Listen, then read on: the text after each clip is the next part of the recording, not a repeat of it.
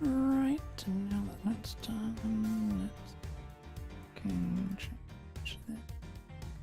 And here, why you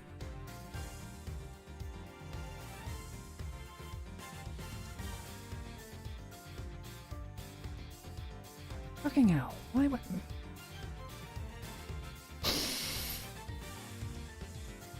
Can't even do it that way round.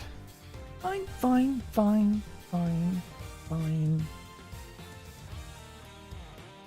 Ugh. That is annoying. Okie doke. Find a new way to catch them goddamn fucking chats and combine them so I don't have to doing this shit.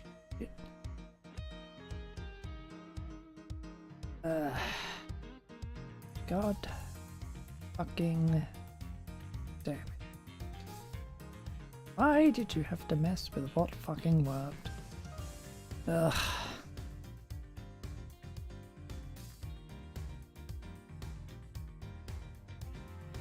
Gonna be the entirety of my goddamn afternoon. Oh well. Anyway. Hello.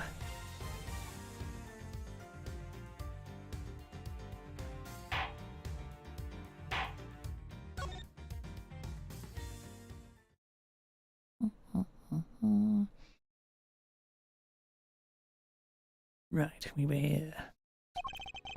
You've been forcing us to argue over every little detail for a while now. Where the murder happened, the order of the victim's injuries, some other things I hardly even remember. But you needn't have bothered, my boy, because it's all irrelevant in the end. Think about it. The suspect herself has already said she did it. That's all that matters at the end of the day, and her sentence will be lighter for it. So rejoice.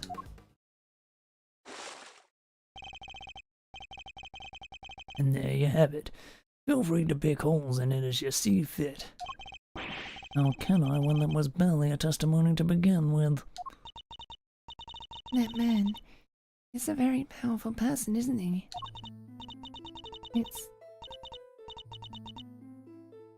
It's okay, Mr. Edgeworth. Please, just let it go. I did it. I'm the murderer. I even remember doing it.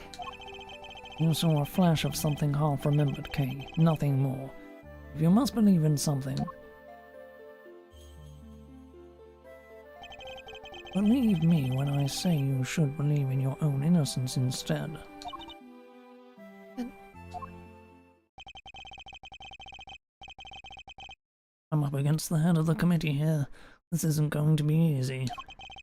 But he seems to think he's already won. Perhaps I can use that against him.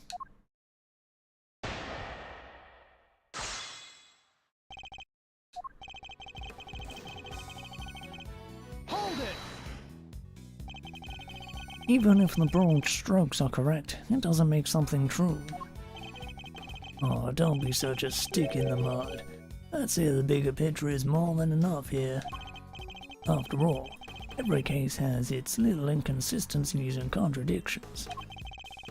If we let ourselves get bogged down in every single one, we'd never make any arrests. And once we did, the trials would drag on forever. Even you understand that, right? Not in the slightest. Hence my inquiry into the details. Oh, to be so young and pig-headed. Anyway, you keep digging into these little details.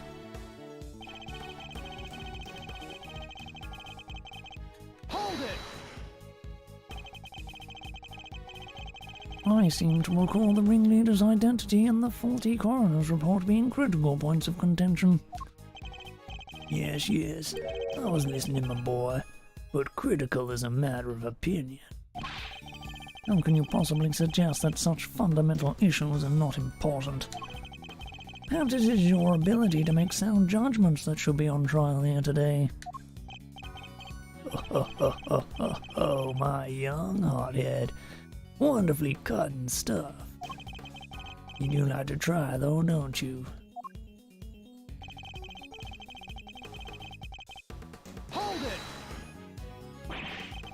There's no way any of what we've discussed today is irrelevant, not unless you intend to bury the truth. But none of it is relevant, dear boy. The only reason you keep trying to make it relevant is because otherwise you're up a creek without a paddle. Hold it! Just because she confessed to something doesn't make it the truth. Kay is suffering from amnesia, so any statement she makes should be taken with at least a grain of salt. Objection! Even so, it doesn't exactly solve anything for us, does it, dear boy? And it would be nonsensical to dismiss her confession outright. I'll tell you what, why don't we ask her one last time? Though I'm sure she'll just say she did it again. Fine, let's do it. Let's ask her again. We'll see if she really believes herself to be the culprit. Huh? You mean me? Is this really what you want, Mr. Edgeworth? If it goes badly, it could significantly weaken your position. I know, but there's no other way. I only request that I be the one to question her. You really know how to tug at an old man's heartstrings, you know. But fine, ask away, on one condition. If this turns out to be a waste of time, that's it.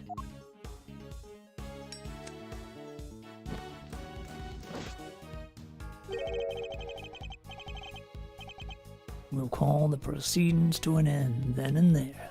Agreed? Call the proceedings to an end? You mean the hearing? Yes, dear boy, that's right. Helps you on a complete muddlehead after all. Now, just so we're clear, if we ask again and all that happens is the girl confirms her guilt, she is officially declared guilty on the spot. Yes, that sounds like a great plan if I do say so myself. And that's it? You'll just declare her guilty just like that? That's the gist of it. It's a bit of a risk, but he's... Risk? It's a big risk, but he's going to find a way to condemn her either way if we don't do something. Kay, Yes. I know it's a lot to ask, but I need you to think. Do you remember anything else about what happened on the day of the murder? Anything that might help us prove your innocence?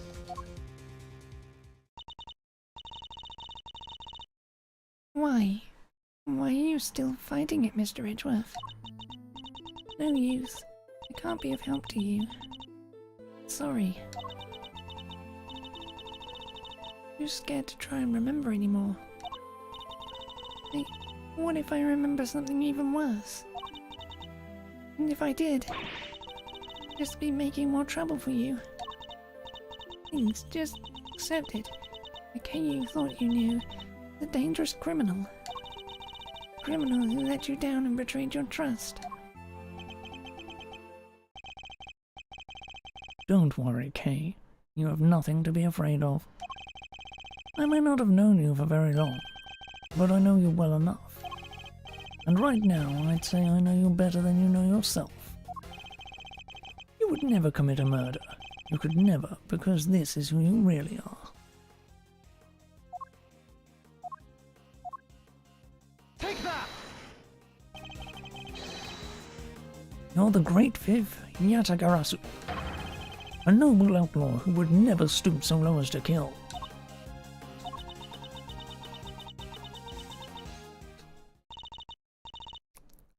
Can't do it. I'm sorry.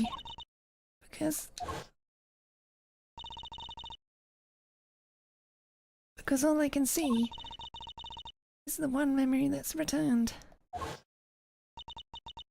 You have to face it. Hold it! No, the only evidence of your guilt is the confession that they forced out of you. As I said earlier, you have to believe that you're better than that. Or are you saying you don't believe a word of what I've been telling you? No, it's not that. You are trying so hard to help me. And you're risking so much for me. It's too much. You have to stop. I'm begging you. Ah, so that's what's going on. I thought it was strange, but now I see. The reason you're allowing yourself to be railroaded into accepting your fate is because of me, isn't it? Which is exactly what the K I knew would have done. You're a good person, Mr. Edgeworth. Sorry to burst your bubble, but I'm not, and I don't plan on becoming one anytime soon. Because despite all your wishes to the contrary, I'm still trying to help you. So you see, I've merely been servicing my own ego, regardless of what I put you through. Now, let's try this again. See the good in yourself, Kay. Remember the noble thief you truly are. That memory of you committing the murder, you need to question it with all you have. That's all I ask. So please, do it for me.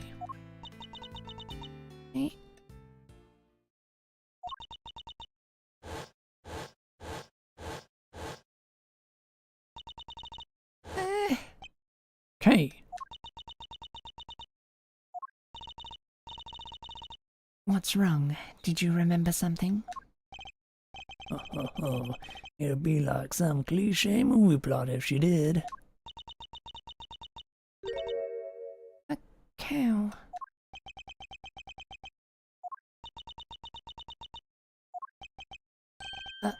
A cow? Mr. Edgeworth, if you could perhaps ask her for a few more details. Well, Kay, what can you tell us about this cow? I remember now. Person in the red raincoat. She had it in her hand. A stuffed cow. I can see it so clearly now. Are you sure, Miss Faraday? Are you absolutely certain? Yes, I'm sure. And this court acknowledges the defendant's latest statement as new testimony. Objection. Have you lost your mind, Verity? We can't accept testimony like this. With all due respect, Mr. Chairman, information pertaining to the victim and her possessions is new and highly relevant evidence. Objection. Need I remind you of the added state of her memory? No. Need I remind you of the adult state of her memory? No, this simply won't do. adult. But if we claim her memory is unreliable now, then our own argument is weakened, sir. You said yourself only a few minutes ago. But thanks to the suspect's confession, we need not worry ourselves over the finer details. Did you not? Were we to call the validity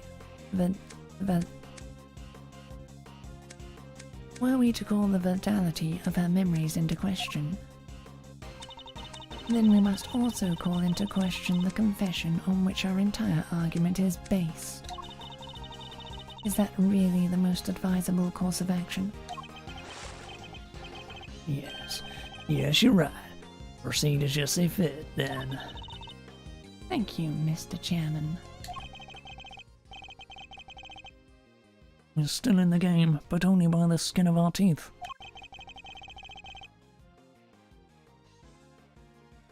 And only thanks to Judge... And only thanks to Judge Gavel's intervention. It's almost as if she was on our side for a second. Well, Mr. Edgeworth, a stuffed animal. I believe the cow in question is this thing here, Your Honor. We found it in the storeroom, and believe it is yet another auction lot.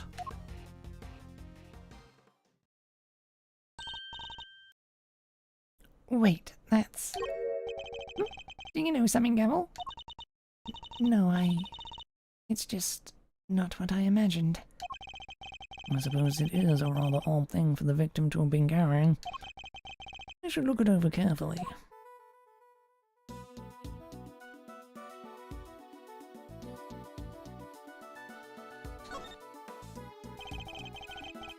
There's a cherry blossom petal caught in the fur here. and there were petals on the raincoat too. And a cherry tree in bloom up on the viewing platform. It would definitely appear that this was taken outside at some point. What did the victim want with this thing?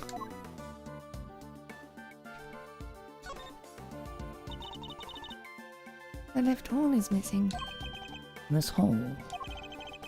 It looks like that's where the horn would have gone. That doesn't look like stuffing in there. What is it? Let's take a look at the rest of this toy and see what else we can find.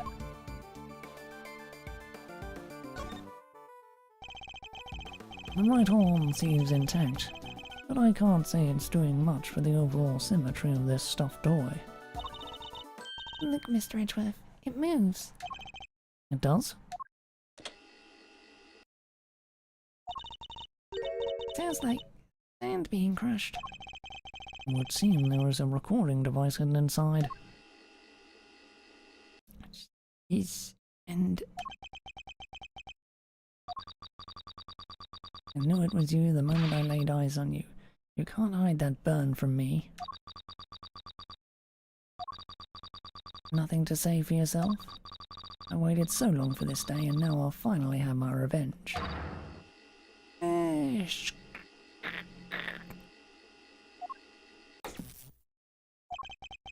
Could this be the moment of the murder? And someone made a recording of it.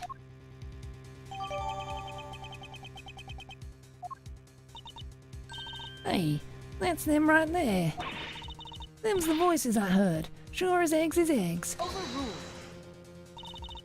Unfortunately, we have no way of verifying when those voices were recorded. It's possible they have nothing to do with the murder. Only there was some accompanying video footage. You got bugs in your ears or something, lady? I done told you, them's the voices I heard. And we already know the victim was holding that thing, right? So it's gotta be from when she got got. Yes, it is a possibility, but a weak one without more than your word to back it up. You need something more, something credible. Indeed. Yet again, she seems to be stepping in help.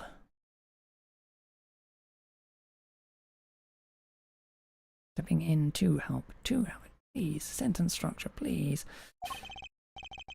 Judge Gavel, I think we all know the voices are from the moment of the murder. Consider for a moment the words we heard one of the speakers say. I knew it was you the moment I laid eyes on you.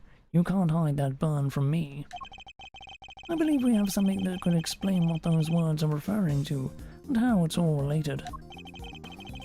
Which piece of evidence proves that the voices are from when the murder occurred? This might be shorter than I thought. Take that!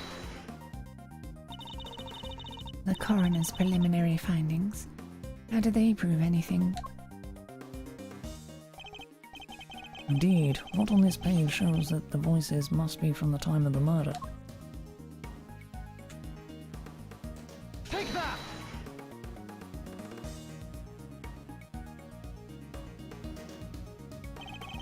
Think again on the words we heard. This part in particular sticks out in my mind. You can't hide that burn from me. The victim had a prominent burn mark on the back of her right hand. And what of it? According to Kay's testimony, the victim was carrying the stuffed cow toy. And a burn mark, an identifying mark unique to the victim, was mentioned on the recording it captured. It's just a coincidence. Stuff like that happens all the time, right? Overruled. I'm not so sure that it does, especially not in this case. The court accepts that the recording may be from the time of the murder. In which case, one of the two voices must belong to the real culprit. And based on the content of the conversation, it seems likely that it's the one we hear the most. But that still doesn't tell us anything about the killer's true identity, or even if they're male or female. Due to the voice changes, correct? Unfortunate, but unavoidable. One thing, however, has become clear.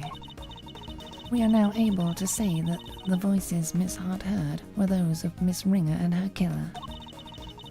Just like I done told you they was. We can say something else now too.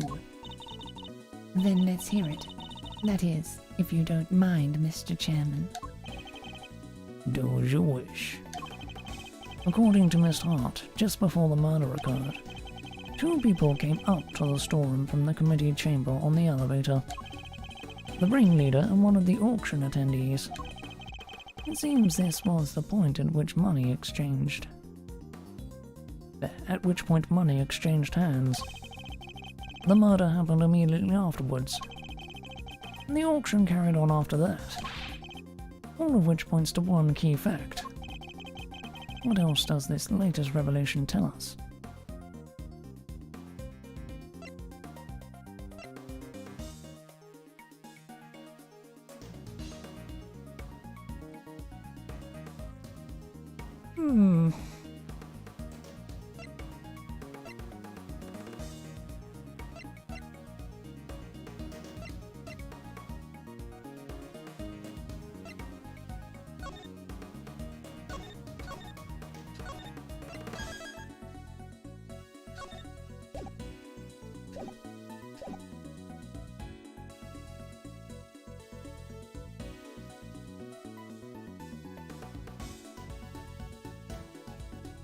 I totally get that, but...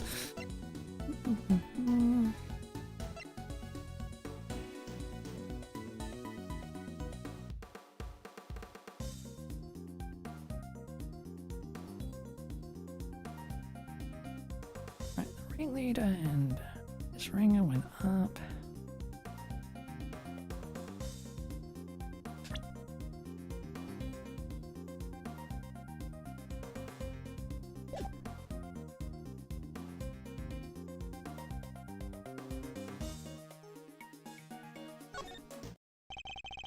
Okay.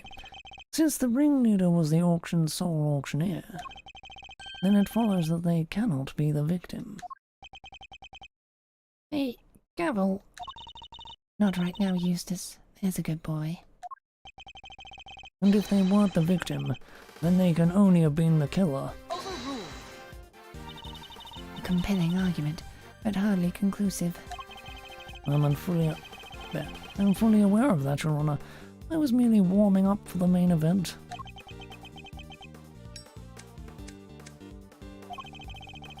There were certain traces left on the scene that seemed to suggest that the ringleader was the killer. Then please hurry up and show us.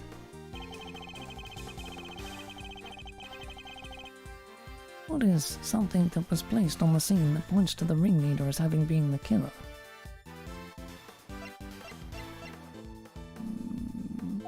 The scene?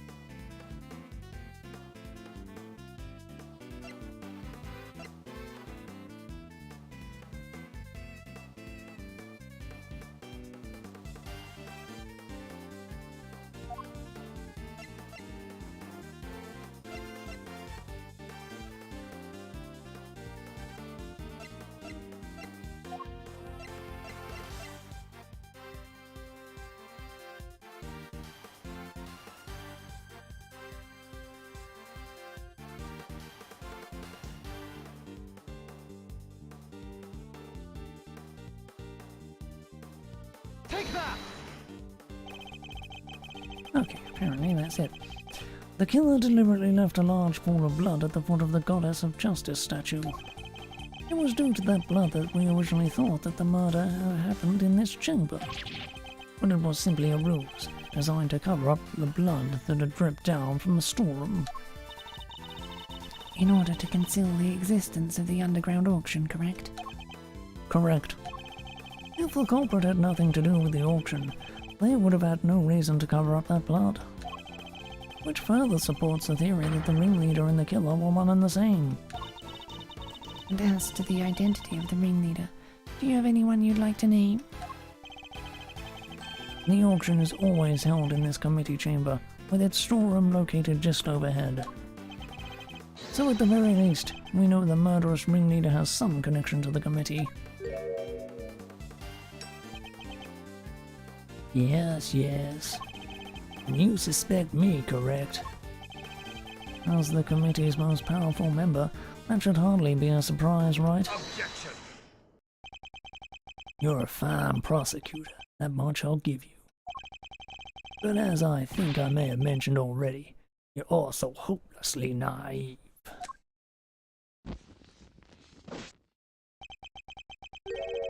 You've got nothing, dear boy, have you? No evidence whatsoever. Unless you got something to share after all. Do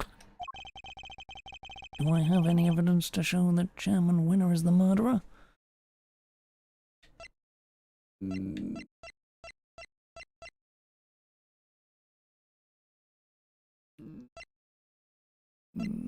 Probably not.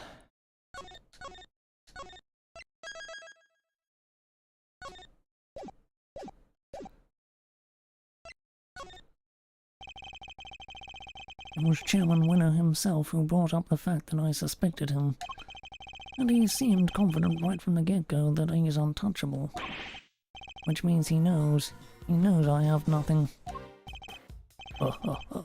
Well, Miles, my boy, time to pay the piper.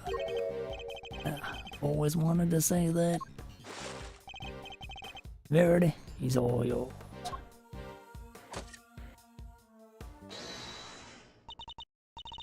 Wait. I just remembered something. Huh? Did you have amnesia too? Nah, it just came to me. Flash of inspiration, you know how it is. Very well, say your piece. Objection! What are you doing, Verity? Mr. Edgeworth has made it clear that he won't give up until every last lick of hope has been extinguished. So extinguish we must. Least he tried to drag us through this excruciating process again in the future.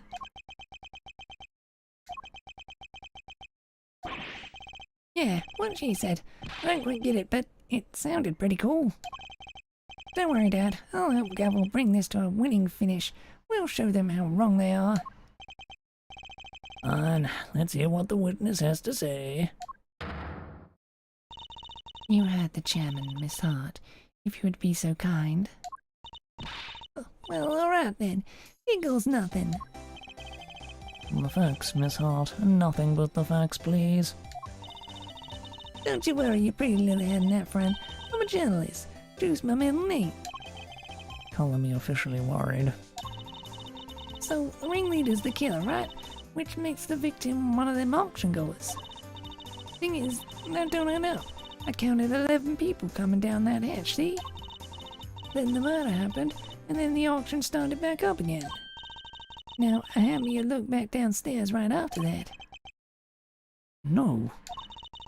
And wouldn't you know it, there were 11 little duckies all lined up in a row again. How? And you're sure of this, Miss Hart? Sure as sure can be, a Gavel ship. Soaring with me own two peepers. So, 11 before the murder, and 11 again right after means... Wait, that's a thingy. Contradiction, Eustace. Do try to keep up. Miss Hart, did nothing really change at all? And I told you already, they carried right on again like nothing even happened. Oh, except for... wasn't nothing much, but... What is it? That little old mallet doodad. Can't have yourself an auction without one. Kinda like the one Missy over there's got, but different. The auctioneer's hammer. There's the bunny. I done heard that thing banging and clanging right the way through. Then nothing, just like that. Well, the noise of the hammer stopped midway through. Could it have something to do with the murder?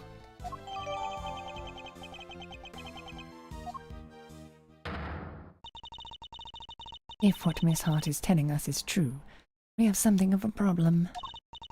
Namely, that if the victim is neither the auctioneer nor one of the attendees, your entire theory cannot stand, Mr. Edgeworth. You. Chalk one up for justice. Eat that, Edgeworth. Hey, Mr. Edgeworth, there really was nothing we could do. No, there must be something we're overlooking. Something we still don't have an explanation for. We just need to think. If I can't, kids. Alright, kids. Do we finally have all our answers now? If so, then I expect you make good on.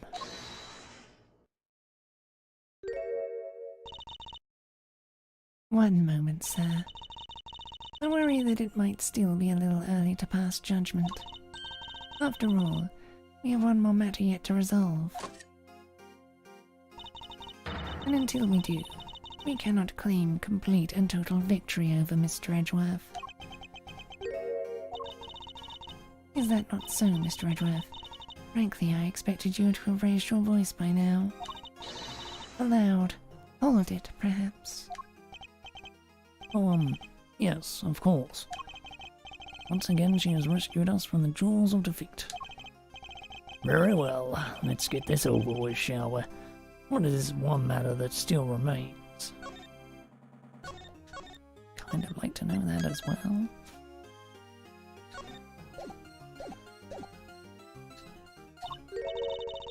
Why, the contradiction in the coroner's report, sir.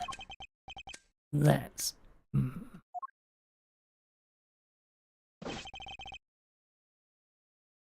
I'm back with the witnesses, Your Honor.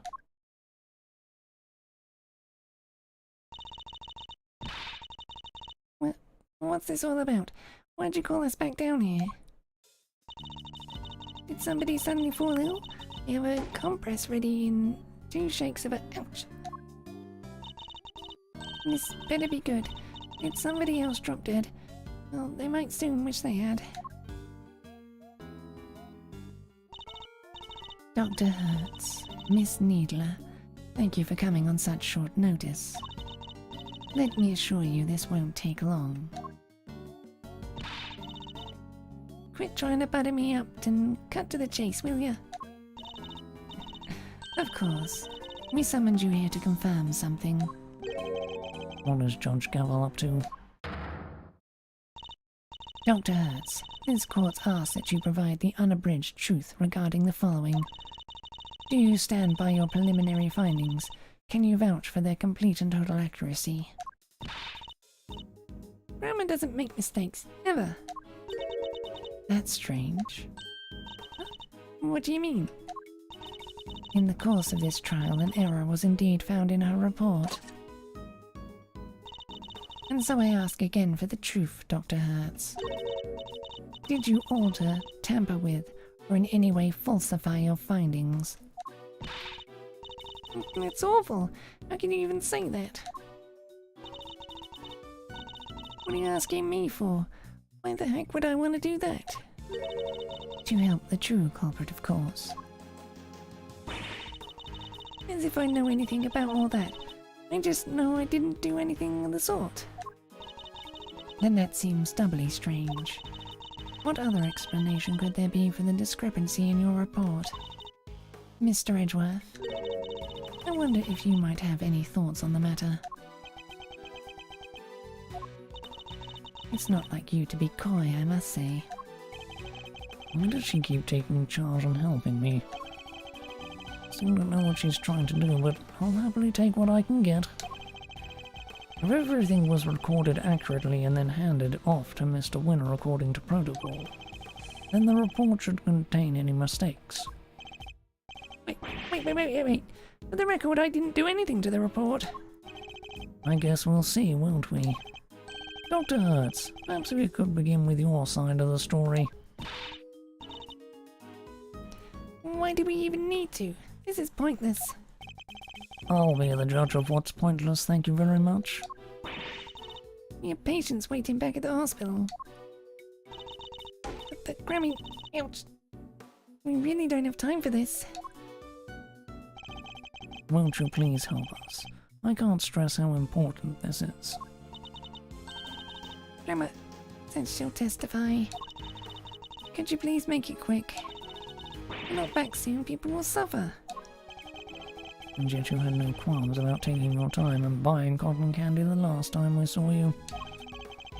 We'll let you go as soon as we can, I promise. Assuming you tell us the truth, that is.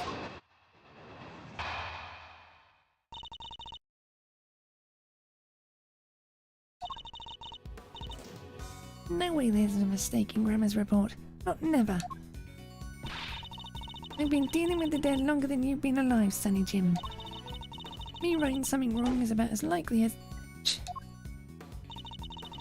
What the heck do you think I'd stand to gain by doctoring a farm? Don't make a lick of sense. And that's all she has to say. Nothing funky here. See? It's just as I thought. There's no chance the good doctor doctored her findings. And do you swear by the Holy Goddess that this testimony is true? Of course. Grandma's never told a lie in her. Your opinions are not necessary, Nurse Needler. Your grandmother is the subject of this inquiry, not you. Not necessary? That's not fair. I'm the only ally poor Grandma has. Go ahead and shout objection left and right. But you best be prepared then, Mr. Ex-Persecutor. Oh, I'm more than prepared. I'm ready to expose the truth behind the error in the report.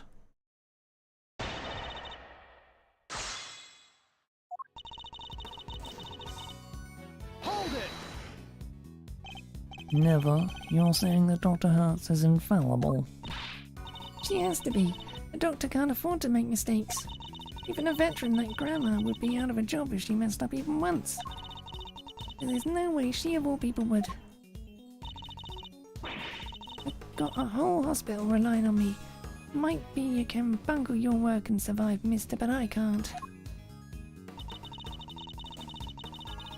Hold it!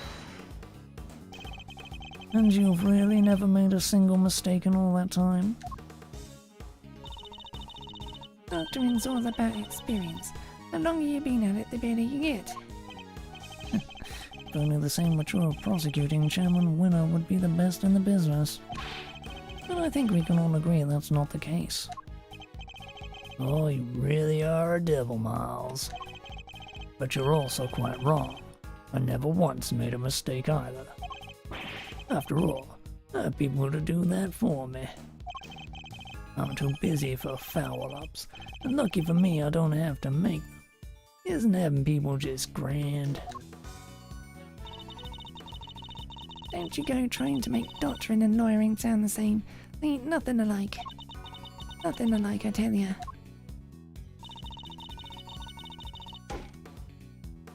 Hold it! The victim appears to have put this raincoat on after sustaining the head injury. And yet, there was not a single drop of her blood in the chest area of the raincoat. Therefore, she must have been hit in the head before she was stabbed in the chest, making it pre-mortem. Oh, that's... ouch. I don't need you to teach me how to suck eggs, young man. My dang report already says what you just said, don't it? Objection! Your report states that the head injury appears to have been sustained post-mortem. Which is the exact opposite of what I just said. Oh. Sure. I diligently dictated the report to Florence here, and she wrote it all down just like I said it. If something happened to it after that, want nothing to do with me? You dictated it. If you could please tell me more.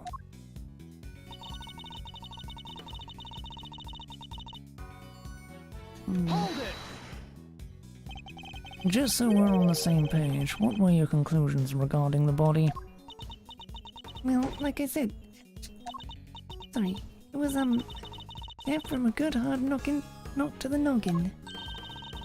And can you say for certain when that knock happened, Dr. Hertz? Pre-mortem, of course. Chest wound happened after the poor girl died.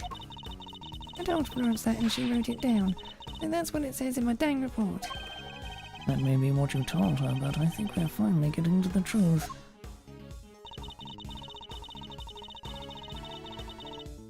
Hold it! You may not have stood to gain anything from it, but without... What about your granddaughter? Me? I don't stand to gain anything either. Never mind her. What about your little friend over there? She'd stand to gain something for sure. Look at you trying to accuse my sweet innocent Florence of wrongdoing. Yeah, you ought to be ashamed of yourself. I wish you'd tell that to Chairman Winner. Anyhow, nobody doctored that report, you hear? Nobody.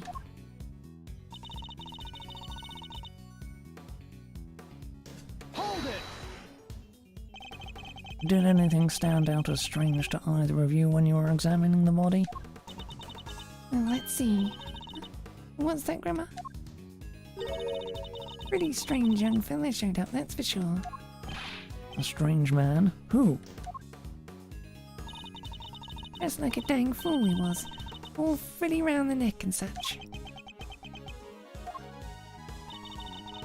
The dangest thing of all, even though we all knew the idiot boy was about to get fired, he still insisted on messing with Messine. That's right, I'm talking about you, Mr. Ruffle-necked ruffian, crimson-suited creep. Oh, so Mr. Edgeworth is a ruffian and a creep. Those are not words you need to commit to memory, Kay. Dr. Hertz doesn't sound like she's lying. No. She only communicates through her granddaughter. I should probably try to make sure that Nurse Needler is being truthful too.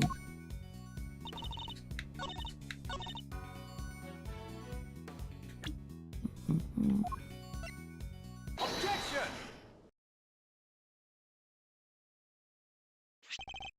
Dr. Hertz, I'd like you to take a look at the report for yourself.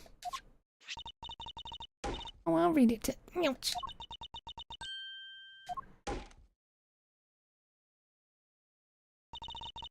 This ain't what I said.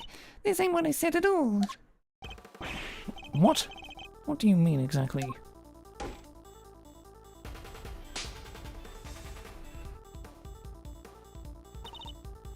I don't know.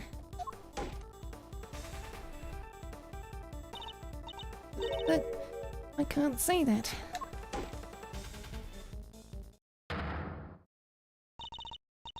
Miss Needler, if you are attempting to bury Dr. Hertz's truth, I will gladly hear a confession myself on behalf of the Goddess of Justice. Dr. Hertz seems to be telling Judge Gamble something in private. What? I see. Very well. Allow me to relay to everyone what you have just told me. Ain't no doubt about what I said. I dictated my findings to Florence just like I told you I did. The fuddle-headed young thing must have wrote it down wrong or something.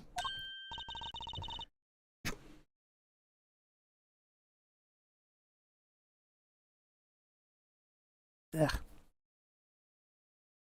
Wow, that was... 1 second.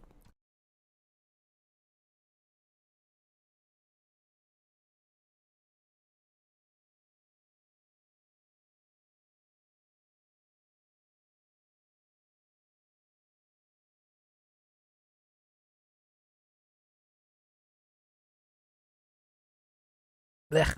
Ugh. Oh. Might quite loosen my throat. Wow, that was a great impression. Yes, but was it really necessary? So in summary, there was an error in the report. And it was all because of you, Nurse Needler.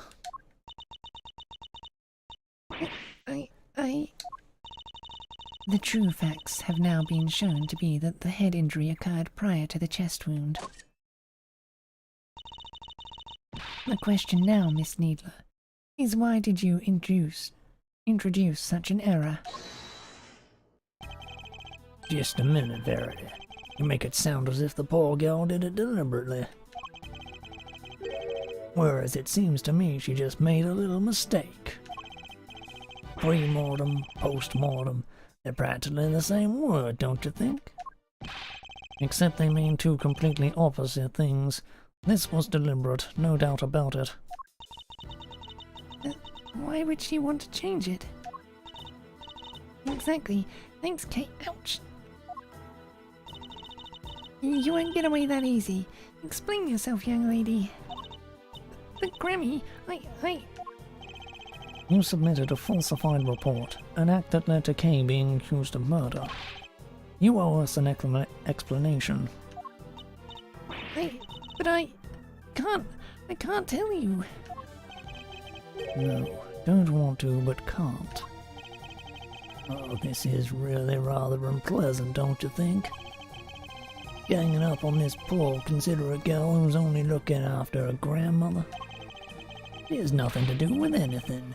She simply made one tiny mistake, so why not leave it there? Objection! You'd like that, wouldn't you? Because the only person her testimony would hurt is you. What on earth do you mean, my boy? Seeing as you're now a de facto ex-prosecutor, you're going to need to explain yourself better than that. I'd be happy to. I'll even spell it out for you. Nurse Needler's role in this crime was very important because...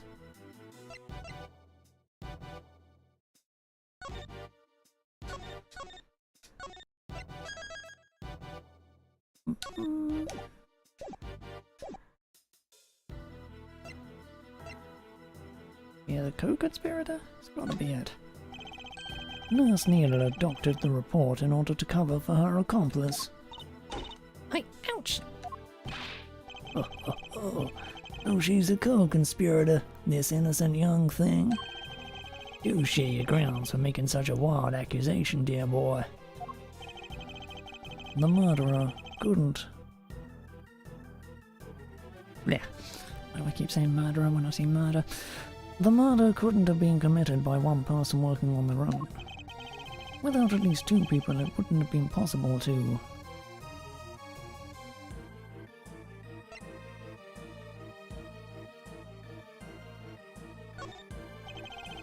If the auctioneer was the murderer and the victim was one of the attendees, the fact that a witness testified to there being 11 attendees even after the murder doesn't make sense. Hey, watch it. Y'all gotta call... Hey, watch it. Y'all gotta call my good word into question now, too? That's not what I meant. In fact, it's quite the opposite. I'm taking you at your word, which means there must be a co-conspirator. I know it's hard, my boy, but sometimes you just have to accept that you were wrong. Objection! I wasn't wrong. I just hadn't considered the possibility of the killer having an accomplice. But as soon as we do, things start to fall into place. If the killer's accomplice returned to the auction room in place of the victim, there would indeed have been 11 attendees both before and after the murder. Well, so that's your thinking, is it? Certainly an intriguing theory. But surely the imposter would have been spotted right away. I don't imagine that Nurse Needler looks strikingly different from the victim in build and stature. With the help of a mask, she could very easily have replaced Miss Ringer without anybody noticing. Well, Nurse Needler, is that what happened? Did you take the victim's place at the auction? I wouldn't do something like that. Now tell us, the ringleader, who were they? I can't tell you. I just can't. It'd hurt Grammy too. Ow. But Grandma... Don't you worry about me. I can take it. You just tell me everything, child. That... Grammy!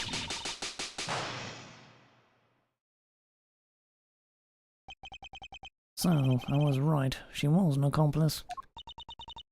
Miss Needler, why? Well, Miss Needler, can you explain yourself? Yes. Huh? Oh, thank you, Grandma. I'm alright now. I confess it. I changed places with Miss Ringer. So you admit that you were working with the ringleader? Yeah, I was helping them. I don't know how, but they found out Miss Ringer was going to attack them. The culprit was going to be attacked by the victim. They seemed pretty sure it was going to happen that night, so they made a counterplan. They wanted to strike first, and they wanted me to help them. I was told to go to the storeroom before the auction began and wait there. Now, hold on there, missy. I didn't see nothing, and my eyes don't lie. If you'd have been there from before the auction, I would have bumped right into you. I was there the whole way through, and you weren't there for a bit of it. But I'm not lying. Well, that's easy for you to say, but you were lying about ordering the report only a few minutes ago. Objection! I think we're all well aware of the number of potential hiding places in that storeroom. Are we? What exactly are you trying to say, our friend, the nurse? Where exactly are you trying to say our friend the nurse was hiding? Nurse Needler hid here while she was waiting in the storeroom. Take that! She hid inside this closed box. Oh, she did she? Well, it was there the whole time, even before I moseyed on in.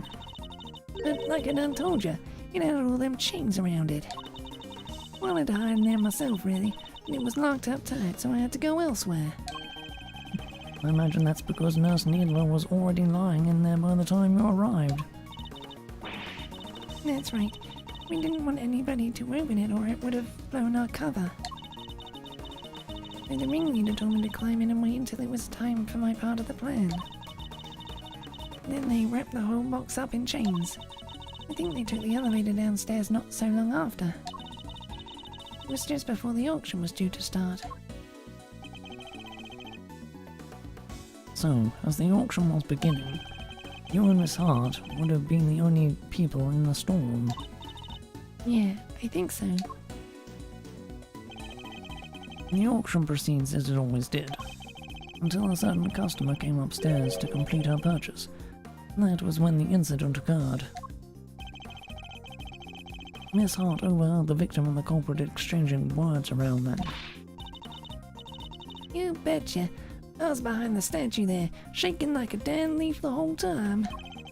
In the middle of their quarrel, Miss Ringer was killed by the auctioneer. I imagine that the auctioneer then carried Miss Ringer's body over to the clothes box, from which Nurse Needler emerged and swapped places with the victim, after placing Miss Ringer's body inside the box. Nurse Needler's role was now to pretend to be Miss Ringer. The two of them then returned to the room below as if nothing had happened. Does that about sum up what happened in the storeroom, Nurse Needler? Yes, in fact, that's exactly what happened. Hold up, so you just waltz right back on in and nobody noticed? This is two completely different people we're talking about. You're telling me not one of the other folks down there at that auction cottoned on? Why would they? The other auction goers had no reason to notice the difference when Nurse Needler entered because...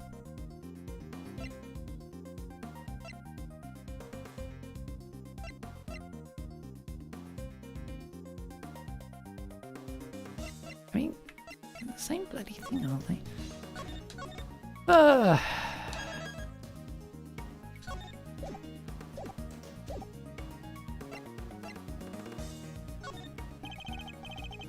As we've seen, Miss Ringer and Nurse Needler are about the same build. What's more, the auction rooms required attendees to wear their masks at all times. If Nurse Needler was wearing the same clothes as Miss Ringer, nobody would have been any the wiser. No, they weren't. I borrowed Miss Ringer's clothes and... ouch. Left the poor child in her smalls. Have you no respect, girl? No, Grandma, I thought the same thing. Wouldn't be nice to leave her like that.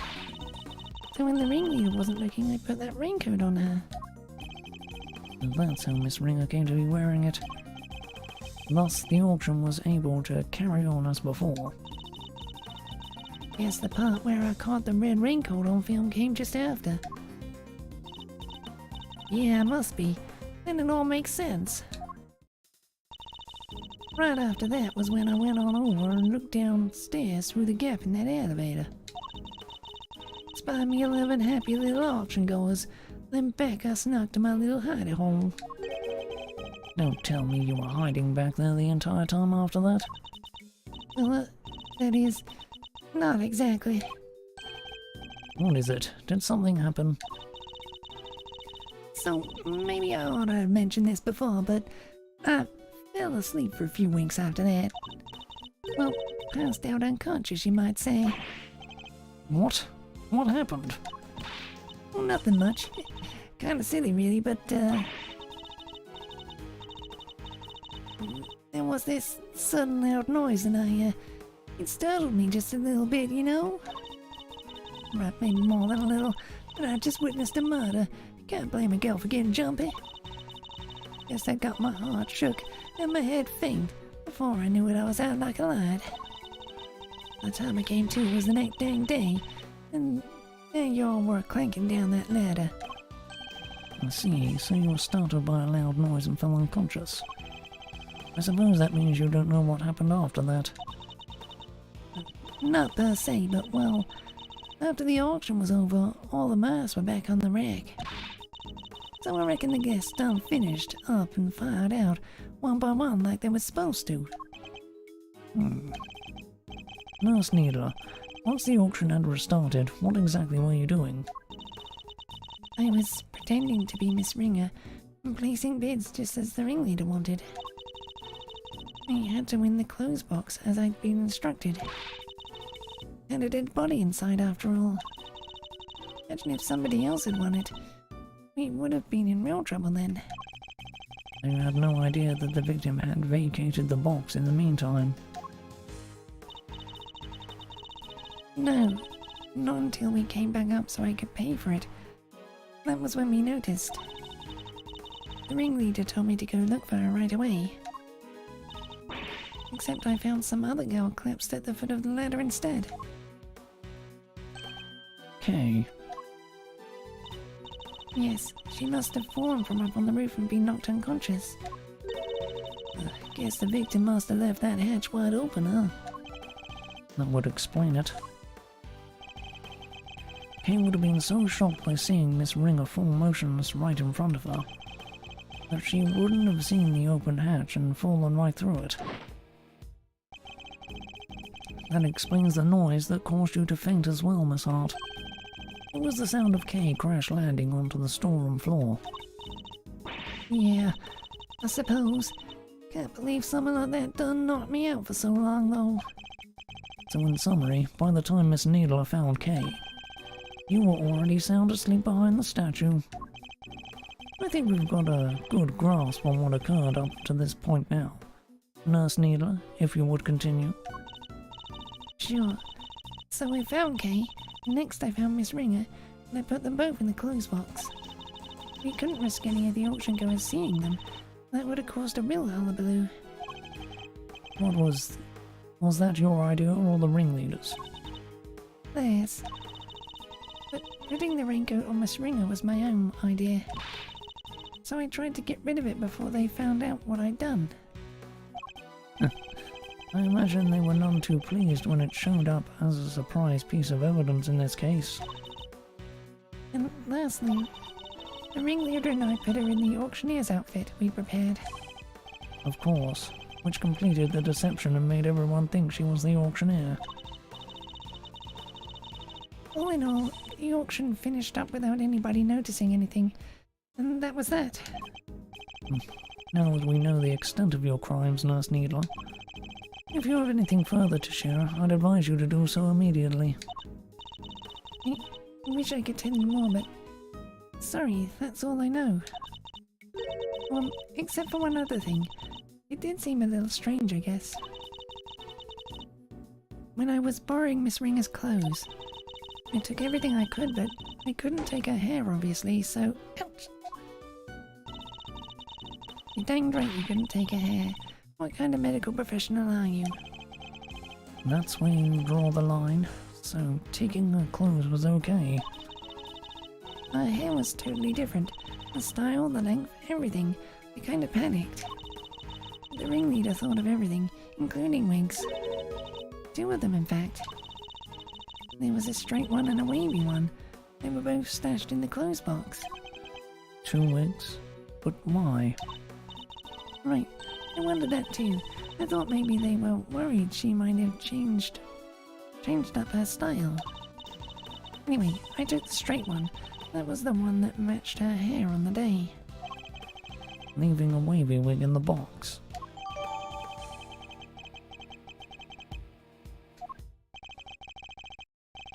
And that's everything you know. There's nothing else you're forgetting. No. Huh? No, really, Grandma, that's everything. And I take it that you really have no idea who the ringleader might be? Sorry, I only know that they were in charge of the auction. Didn't see them without their mask on. They were pretty careful to keep their identity a secret from everyone. Ugh, can't get something concrete on them. Well, Miles, are we about done? You've proven the nurse was part of the murder plot, but sadly for you it doesn't change a whole lot. Because it does nothing to prove that Kay Faraday isn't the ringleader. Justice must prevail. We can't change the law, even for your sake.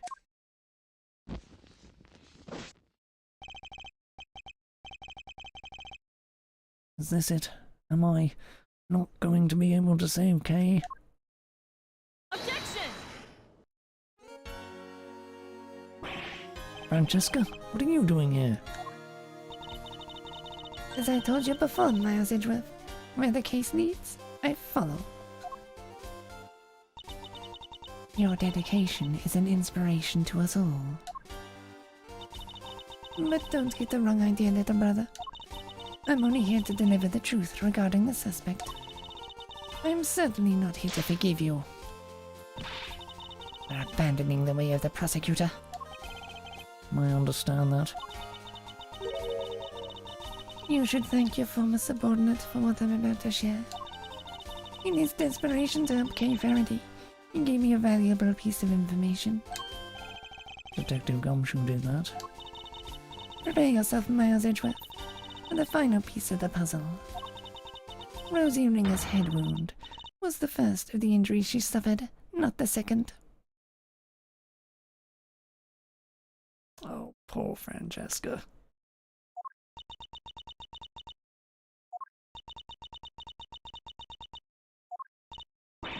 Well, say something, will you?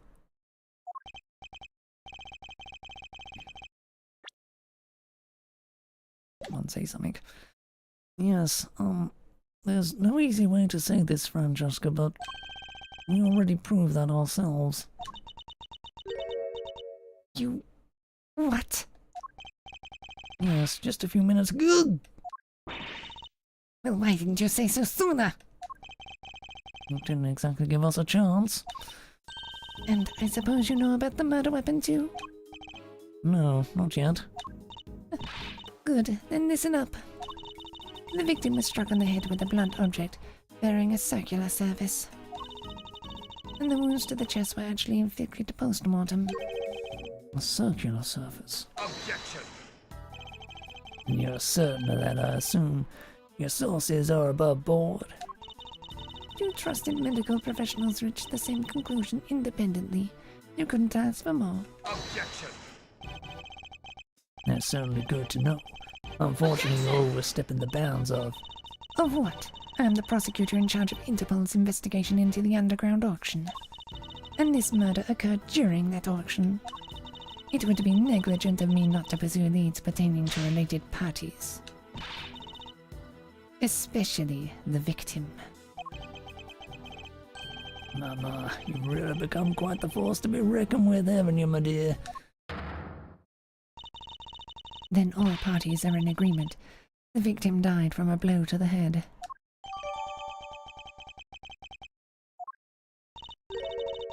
Sadly, the murder weapon itself has yet to be identified.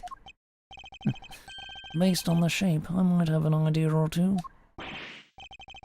But guys, I didn't turn up any other weapon during my investigation. And yet, one need only think about the setting and an auctioneer's tool, and the answer should be obvious. An object with a circular surface used in an auction.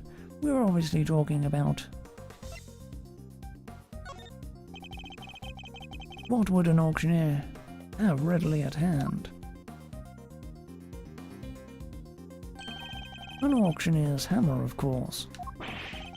But we never found one of those. If the auctioneer was indeed the killer, it does seem a likely candidate for the murder weapon. But without the evidence to support your theory, it remains nothing more than that. Oh, I have just the evidence you need right here.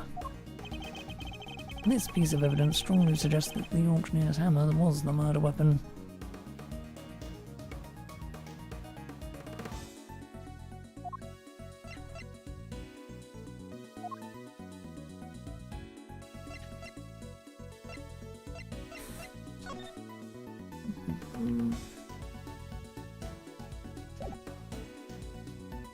Take that!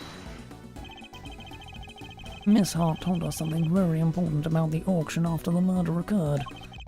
She said that the very prominent sound of the auctioneer's hammer could no longer be heard. Now, why would that be? I'll tell you why. Because it had just been used in a murder and was covered in the victim's blood. It would have needed to be disposed of, isn't that right? Chairman Winner. I'll have our people look into this right away. You really are like a dog with a bone, aren't you, dear boy? But if you can't dedicate yourself to a cause when you're young, when can you, huh? He seems very confident we'll never find it. Very well. A search for the murder weapon will be conducted. In the meantime, this court is in recess.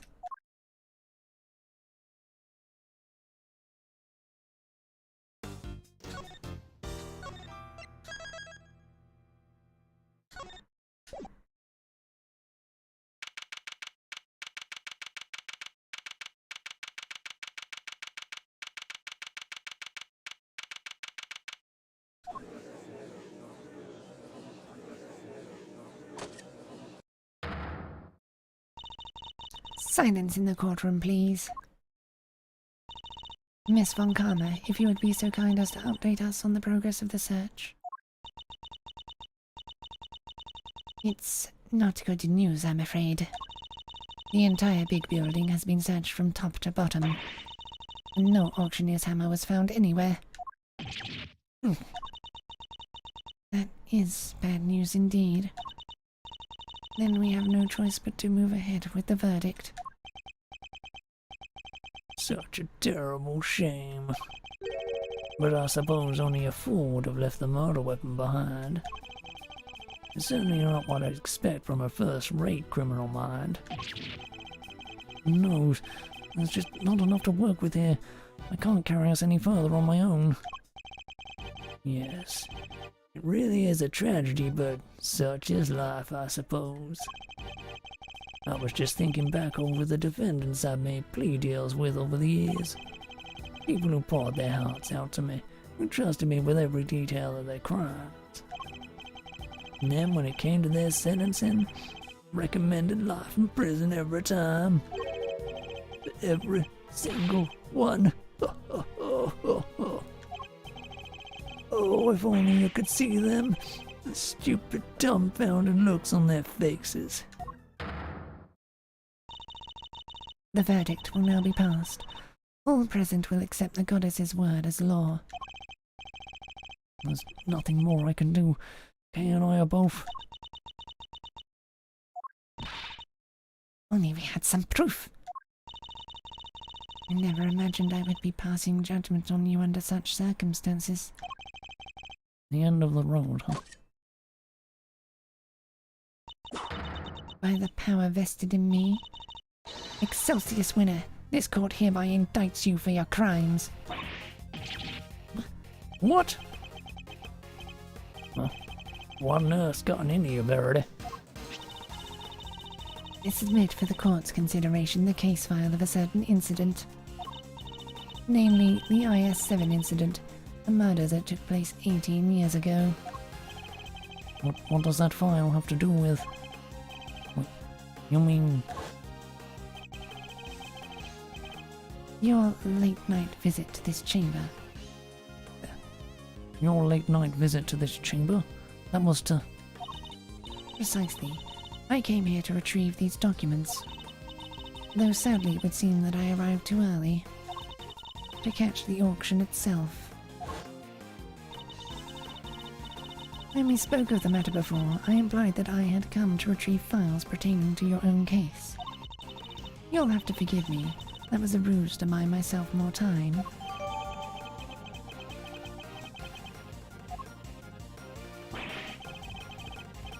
What the heck are you doing, Gavel? You can't just accuse my dad. Without proper grounds, it's defamation. An excellent observation, Eustace. It is? And of course, I have the grounds to make such an accusation.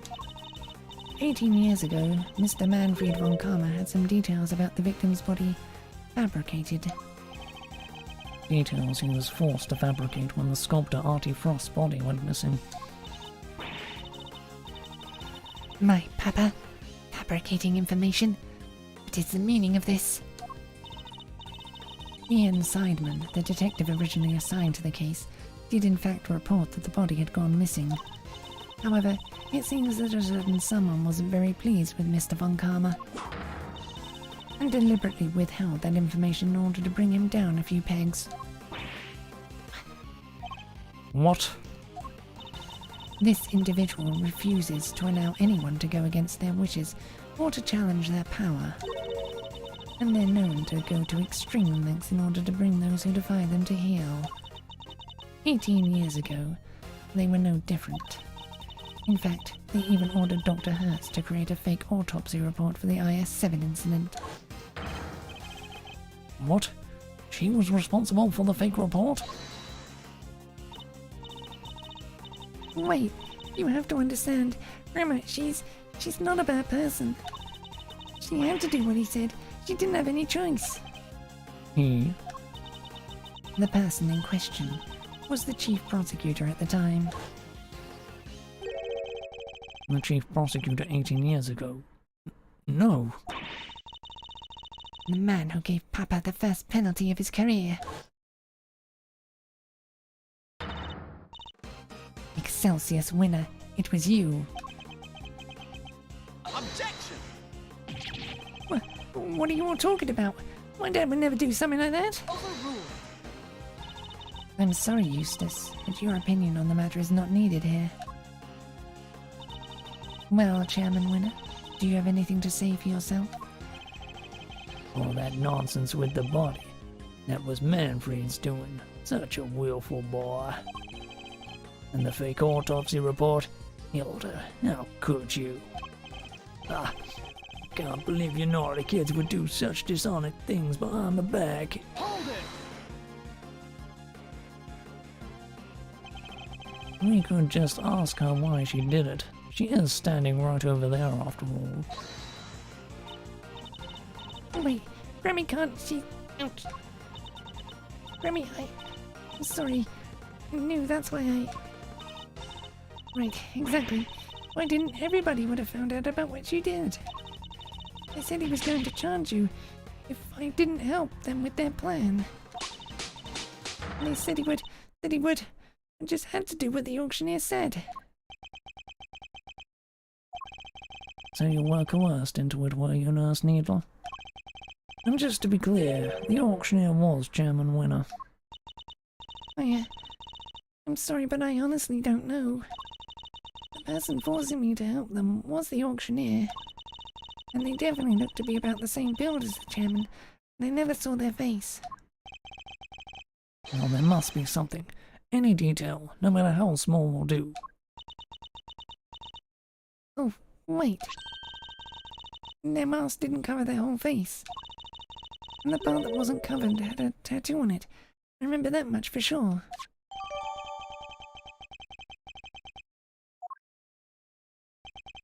A tattoo? Objection. This all sounds very dramatic, but I really don't know what you're talking about. Is this beard a fake? There's no tattoo anywhere on my face. I think I'd know if there was one, wouldn't you? Which means I can't be the ringleader, no matter how much you might want me to be. I only hope you can figure out who this shameless manipulator might be. Overruled. Your contempt for this courtroom is an insult to the goddess. Are you sure it's not you who's feeling insulted here?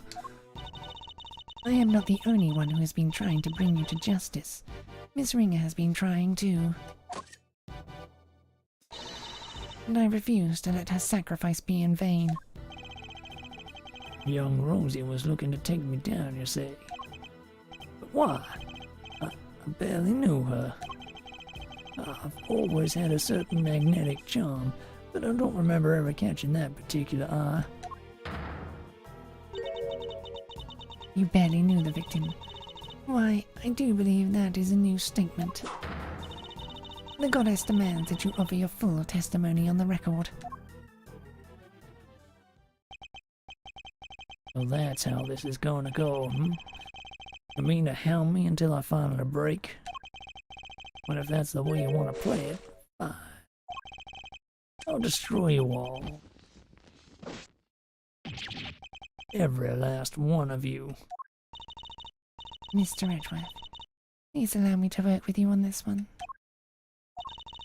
I doubt we'll get another chance to put him on the stand.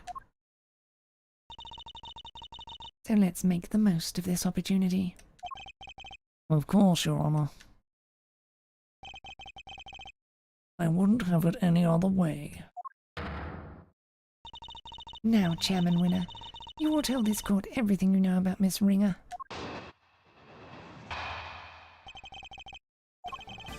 Young Rosie was a member of the committee, of course.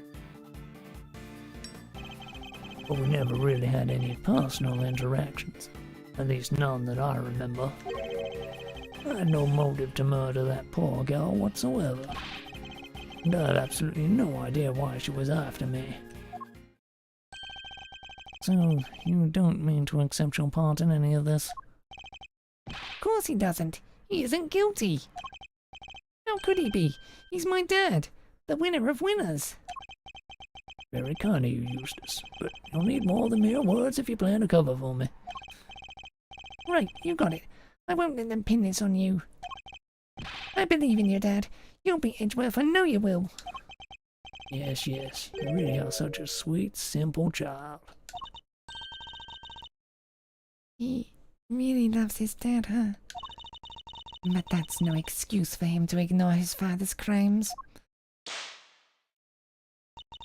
No matter how much he respects him. Regardless of their station in life, all criminals will be made to atone for their sins in time. This won't be easy on Mr. Winner. But it has to be done. We can't let his father get away with this.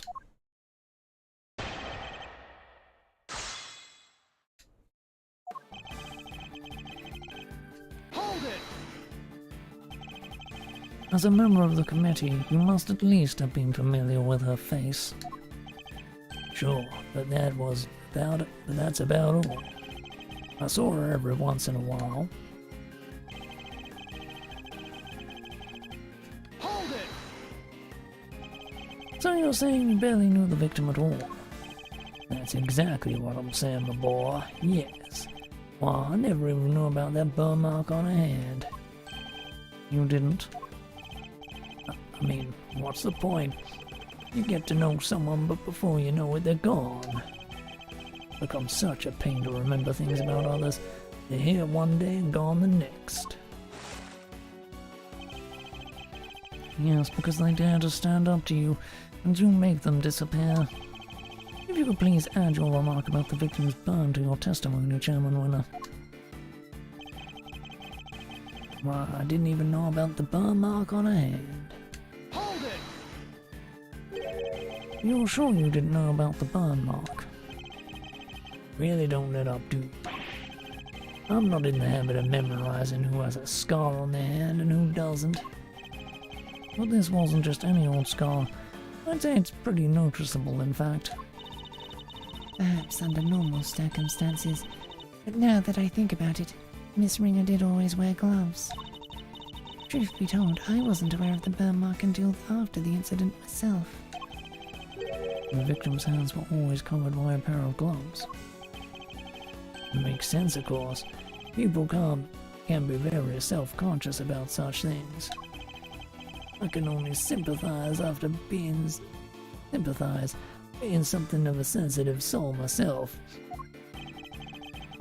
I hope you're not too sensitive to append that statement to your testimony. Though I suppose she was always wearing gloves. Perhaps it was to hide that burn. Hold it! So I remember her always wearing gloves. I mean, it was something of a trademark of hers, yes. Who knew it was to hide a burn mark? I always imagined it was just a fashion statement. Does your little friend there have something to hide under all those bandages, I wonder? Me? No, I don't have anything to hide. You don't? Not even the stony visage of a cold-blooded murderer? Objection! If anyone here is hiding such a thing, it's you. And I'll expose your true face if it's the last thing I do. You never fail to entertain me, boy. Go ahead and do your worst. Miss Ringer always wore gloves. That reminds me of something. I should look over all the evidence again. Hold it!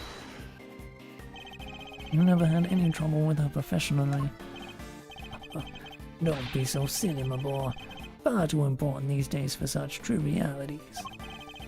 And by all accounts, her work was unimpeachable.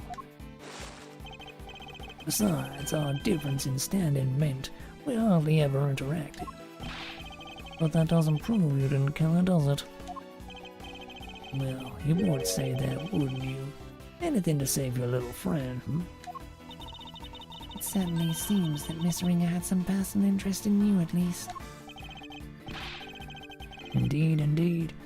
But I can't for the life of me imagine why. Too bad, so sad. Without a motive, you can't logic your way into pinning this on me. Hold it! You have no idea at all as to why she was after you? Let's see now. Because Dad's a real catch. I suppose you could say there is. The admirers, they come, and then they go again. You couldn't even dream of being like my dad. Very true. I doubt many ordinary people could quite match his achievements. It's remarkable, really, to have so many people come into a life, and then for so many to leave it. I certainly won't complain if you choose to leave, Verity, my dear. I think it's far more likely that you'll be the one leaving today, in handcuffs. Yes, very droll. But if you think I'm finished, you'll be sorely disappointed. Have to think back over what we know about the victim. If you're not sure how to approach this, take another look at the evidence. You just might find a new way to interpret old information. Are you trying to help me, Francesca? I'm trying to help Kay Faraday. I could care less about you.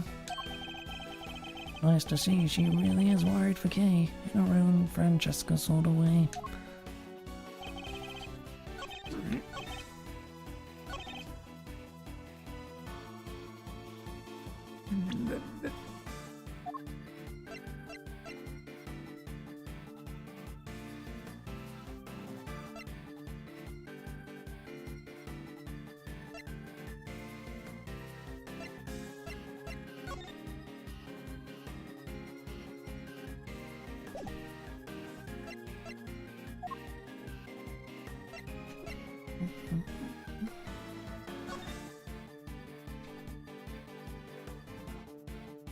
Really not gonna.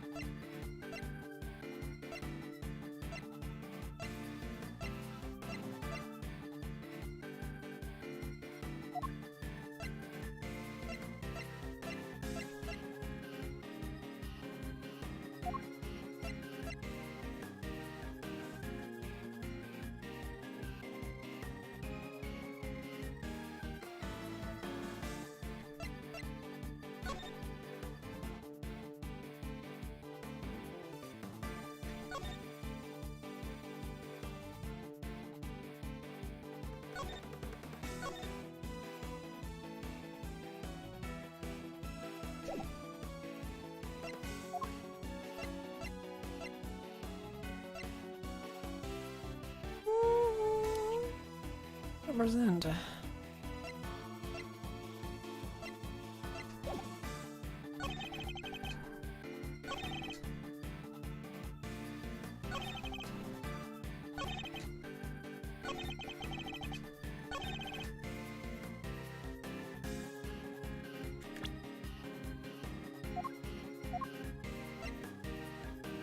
Just present everything.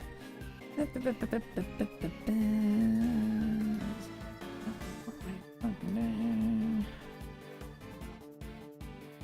I don't like it when it gives me no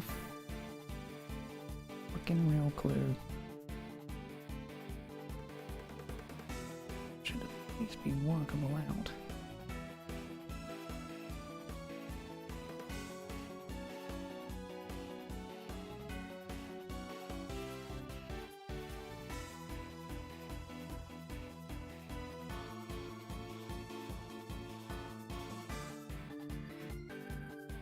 Oh, oh, oh, oh.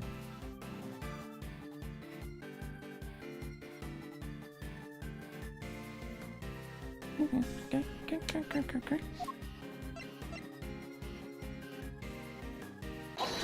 Thing, isn't it?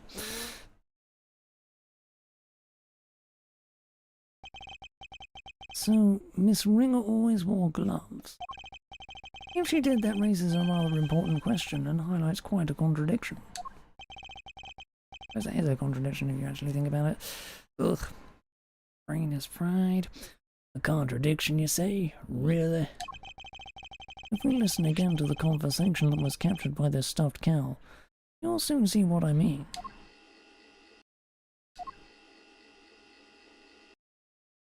And I knew it was you the moment I laid eyes on you. You can't hide that burn from me. Nothing to say for yourself? I waited so long for this day and now I'll finally have my revenge. Yeah. We can be reasonably certain that what we just heard is the moment the victim was attacked. I knew it was you the moment I laid eyes on you. You can't hide that burn from me. We assume that those were the words of the killer. And where's the problem in that? Seems like a perfectly sensible assumption to me. I'm afraid not, Chairman Winner. You see, if the victim was always wearing gloves as you just testified, then the burn mark on her hand should not have been visible to her killer. Objection. You speak as if gloves can't be easily removed. She could have taken them off during the auction. That's... But she hadn't. She was still wearing them when I changed places with her. And they must have been on her hands when she was being murdered too. What are you saying, my dear? You do know how much trouble you're in, don't you? I'm not scared of you anymore. I have Grandma on my side now. Now it's time for you to pay the piper, Winner, you dang devil. I see. So you're both looking to disappear too. That can be arranged. Not this time, Excelsius Winner. The only person disappearing will be you. Objection. Hey, you can't talk to my dad like that. Who cares if the burn was covered up? Why does that even matter? Objection. Oh, it matters. Because it turns our understanding of the burn mark on its head. What do you mean? How can the fact that the victim's burn mark was covered up possibly tell us? The murderer had a burn mark too.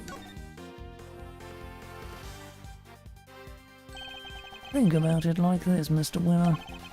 The victim was wearing gloves, therefore the burn mark on her hand would not have been visible.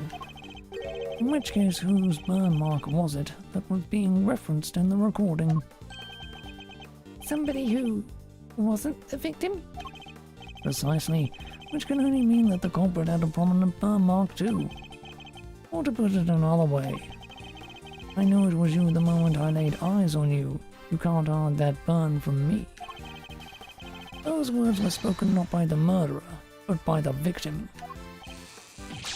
No way! Objection. Eustace, my boy, would you mind stepping aside for a sec? Look, Miles, it's nice you're having fun with your little flights of fancy, but let's get serious. So the murderer had a burn mark now. Really? Where? If your little theory will either take flight or die depending on your answer here, I'm afraid. He's not messing around. I had to figure out where that burn mark was and fast. Wonder where it could have been. All of the auction people were wearing disguises, right? Yes, and each disguise was different. Yet in spite of that, the burn mark was visible to the victim somehow, which means... Well, shall we?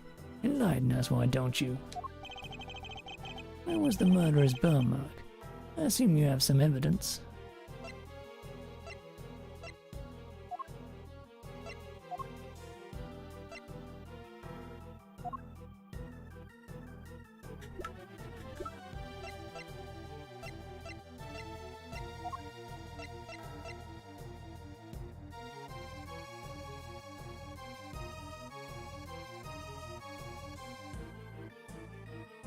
Take that. Here is my evidence. The outfit the ringleader was wearing throughout the auction. Or rather, the outfit you were wearing, Chairman Winner. And what exactly is that supposed to tell us, hmm? Objection. A suit, white gloves, and a mask. This disguise should have covered almost all of your skin. But according to Nurse Needler's testimony, the auctioneer's mask didn't quite cover your entire face. Not only that, she claims to have seen a tattoo on the part that was exposed. But was it a tattoo, or did she simply mistake a burn mark for one? A mark? On the face? Objection. Sorry to interrupt while you're so clearly enjoying yourself, dear boy. But I regret to inform you that none of the committee members has such a burn. Myself included, of course. But Dad, I mean... Eustace, Do you think you can be quiet, please? You can be foolish on your own time later. Well, you may be an annoyance most of the time, Mr. Winner, but on this particular occasion I'm grateful for your presence.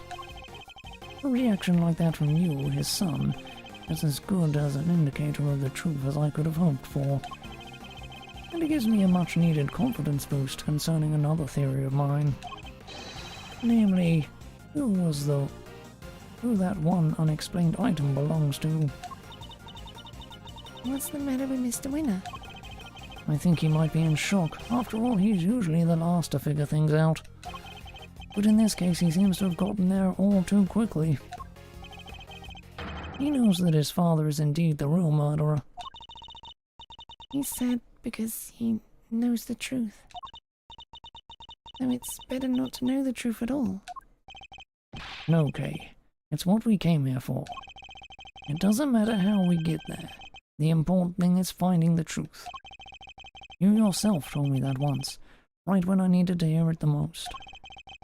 And now it's time for me to repay the favor and show you the truth of your innocence. I wanted to know too, the truth of what really happened. Please, Mr. Edgeworth, won't you show me? I very much intend to. You don't know when to give up, do you? Where is this burn, then? Perhaps you could point it out to me. But you can't, can you? Because it's nowhere to be found. Just like your evidence that I'm the killer. Yeah, and for contradictions all you like, you won't find any. Because he's my dad, Winner through and through. Objection! I understand, Mr. Winner. I completely understand why you don't want to believe it's true. But if you ignore the truth now, you'll regret it for as long as you live. Dad, what do I do?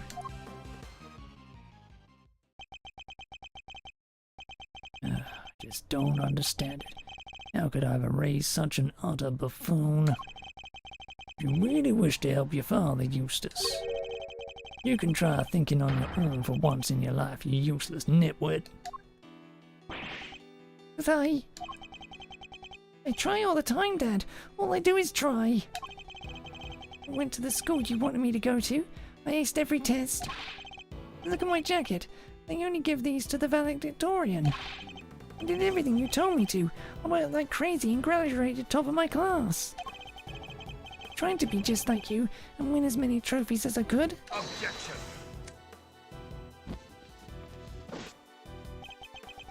You really are just a simpering simpleton, aren't you?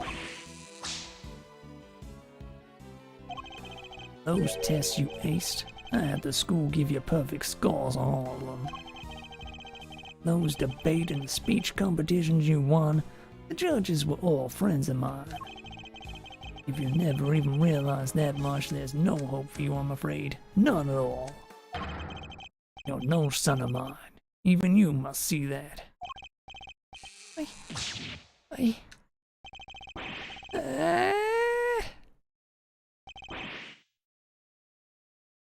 God, poor fucking kid. It actually made me feel sorry for him. I'm impressed. Oh, gone. My own son. They all leave in the end. Oh, mean boo-hoo-hoo-hoo. Even when he was trying, he was failing, and he did it all for me. And he should have tried harder. You're a disgrace. You don't even deserve to be a father, and you certainly don't deserve to be chairman of this committee. Even I feel sorry for the boy now. Oh, Mr. Winner. Explain yourself, Chairman Winner. Just what do you think your son is to treat him in such a way? An utterly useless pawn sounds about right. But you're one to talk verity. You try to worm your way into my trust by using Eustace too. I cannot deny it. However, I have never thought of him as a mere pawn. He may not be a naturally gifted prosecutor, but he tries.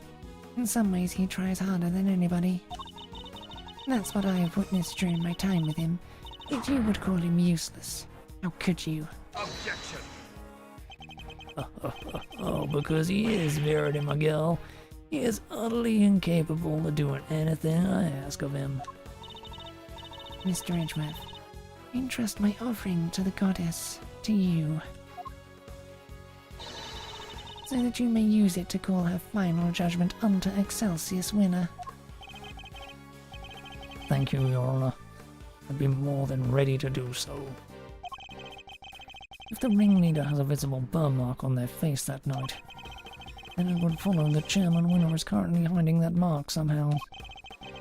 How exactly was he dressed during the auction? That will be the key to solving this case at last. Now then, your answer please. Which piece of evidence will help us to reveal the burn mark on the culprit's face?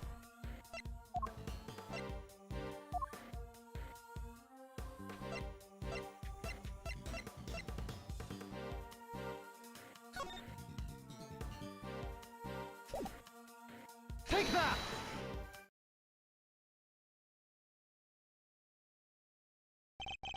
Recall Nurse Needler's testimony, if you will. There was one thing we never quite resolved. The second wig, the one that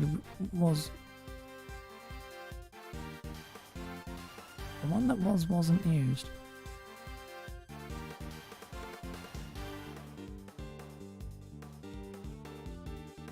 I don't know what they got to translate this, but they did, and fucking proofread some of it. The second wig, the one that wasn't used. I seem to remember it being wavy. What are you two talking about? Nurse Needler apparently found some very interesting items when she went to swap places with the victim. And what did they have to do with the burn mark? What she found were two wigs. One was intended to make her look more like the victim. But what was the other one for? I don't suppose it was meant to be a spare. It doesn't take a huge leap of imagination to see the truth. Compare Chairman Winner's current appearance to that of the ringleader that was described to us. Stop it. Stop staring at me. One very prominent difference presents itself. His face, or rather, what's around it. You mean... it wasn't a wig after all? Indeed, not a wig intended to go on top of the head in any case.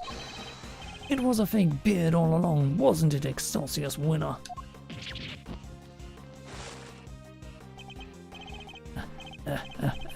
This is all my own, dear boy. Very unkind of you to suggest otherwise. You saw how your son reacted when he realized the truth, and how he desperately tried to cover for you, even in light of his realization. Yet you still feared that he might expose you. So rather than take that risk, you bullied him until he couldn't take it anymore. Because he knew that you... Ow. He knew that your beard hides a prominent burn mark. Chairman Winner, I insist that you remove your beard this instant.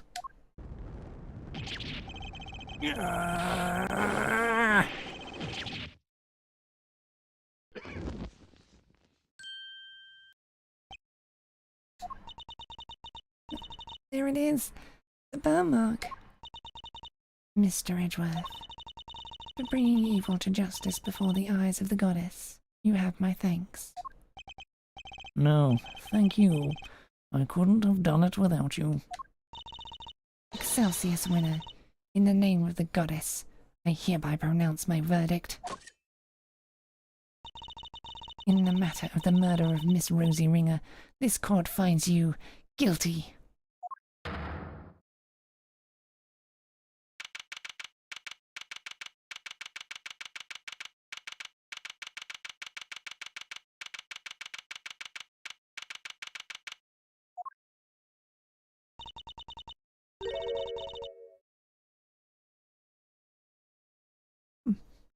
Mr. Edgeworth, can't thank you enough.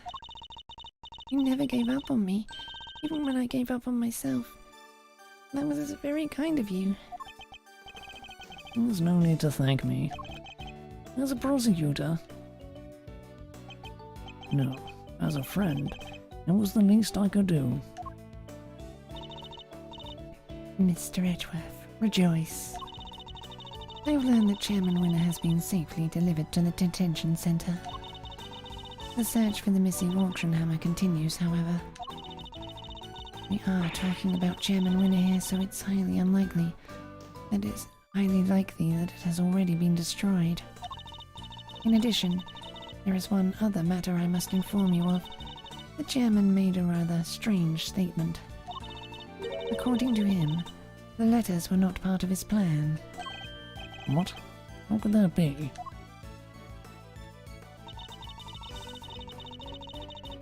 He claims that he and Miss Needler found this letter on Miss Ringer's person.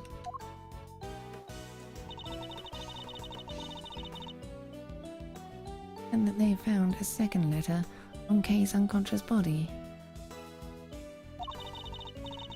From their contents, the letters seemed to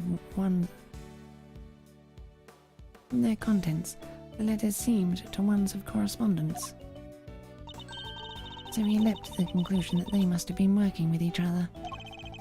That's quite the conclusion to jump to. As he read the letters, that's when he came up with the idea to frame Miss Faraday for Miss Ringer's murder. So he decided to place the victims in a very conspicuous place. Namely, in her left chest pocket. Letter, whatever. Sounds to me like he's just trying to make excuse for him.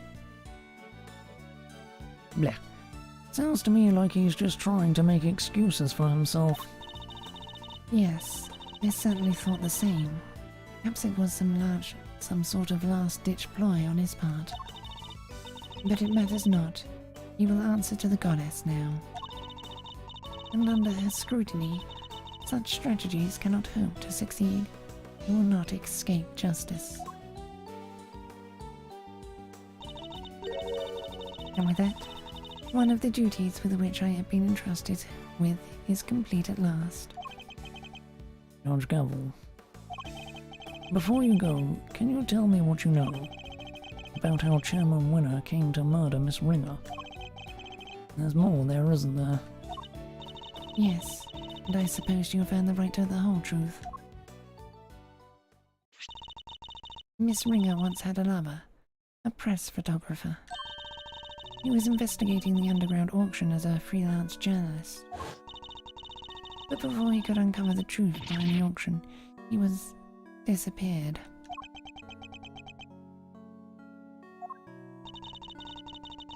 All Miss Ringer was left with were the memories and personal effects of her lover. And so, seeking revenge on Chairman Winner, she made her appearance at the auction. Unfortunately for her opponent struck first. I see. Well, that's the story behind this case. While the goddess does not condone acts of wanton vengeance, Miss Ringer's actions have exposed Chairman Winner's crimes at last. So that was your real goal. You were tasked with exposing Excelsius Winner and the corruption at the heart of the committee. Does anyone know what happened to Mr. Winner? I'm afraid I haven't been able to get in touch with him. You have any idea why? Probably because I wasn't there for him just now when he needed me most. Oh, I really feel bad for him. Well, don't pity him too much. At least he knows the truth now. And no matter how hard it might be, he'll need to learn to accept it.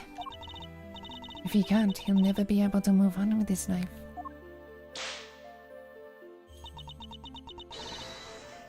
Trust me. A father's influence isn't easily erased. But in time he can hopefully try and change his ways. Yeah, you're right. You've got to be. Can I change too, I wonder? Can I move on with my life? Are you okay, Kay? How's that head feeling? I'm fine, thank you. I'm so sorry, Kay. You are my patient. I had a responsibility to you, and instead I let them accuse you of... Ouch! Dang right, we ain't just in the business of fixing bodies, Missy. The mind's where it all begins. You're right, Grandma. Speaking of which, how's your memory? It's like, with a little more time, maybe I'll be able to remember some more. Please forgive me, but I had better be on my way. I'm to preside over the trial of Fifi Lagarde in a bit. The Bronco Knight case, and who's the defense attorney? It was supposed to be Miss Ringer, but as she is no longer with us, we are still in the process of finding her replacement. Miss Ringer was scheduled to represent Warden Lagarde. And of course, until we find Eustace, there is nobody to act for the prosecution either. In any case, I must take my leave. Wait, please. What about Mr. Edgeworth's badge? What's going to happen to it now? With its chairman under arrest, the committee's activities has been suspended for the time being. So to answer your question, it's complicated. It's all up to the goddess now. But... Don't worry about it, Kay. It's a consequence of my own making. I assume you do not mean to change your mind. Of course not. I chose the path of the truth, and I chose it willingly. With Chairman Winner out of the picture, justice is in the hands of the righteous once more. If you did wish to follow the path of the prosecutor again, Mr. Edgeworth, I would be more than happy to facilitate such a decision. Very kind of you to offer, but I can't accept your help at this time. I can't ask for my badge back when I'm not even sure if I want it anymore. I see. It seems we are destined to continue on different paths, then. Well, I trust you'll keep my badge safe until they converge again. With all I have. In the meantime, I have here a token of the goddess's mercy. You may return this notebook to its rightful owner. Kay's promised notebook. Seems it was due to be sold in the auction. And with the name Kay written on its cover, Chairman Winner made the connection immediately and knew who it belonged to. It was the same name as the one in the letters, after all. The letters he claimed to know nothing about. I suppose he insisted he didn't prepare them. Yes. He also had something else to say. Apparently he thought that Miss Faraday was after her notebook, and that Miss Ringer was after his life. And that their respective goals are what led them to cooperate and infiltrate the auction together. Unfortunately for him, he misread the situation completely. It was all just happenstance. Kay had known a defense attorney, who was also a member of the committee. And there was no way she would have told me. That just isn't like her. Your belief in her is touching. While the notebook did become part of Chairman Winner's cover-up scheme, it is also a treasured possession of Miss Faraday's, which is why I would like for her to have it back, as I am sure would the goddess. Thank you. I pray that it helps her to recover her lost memories.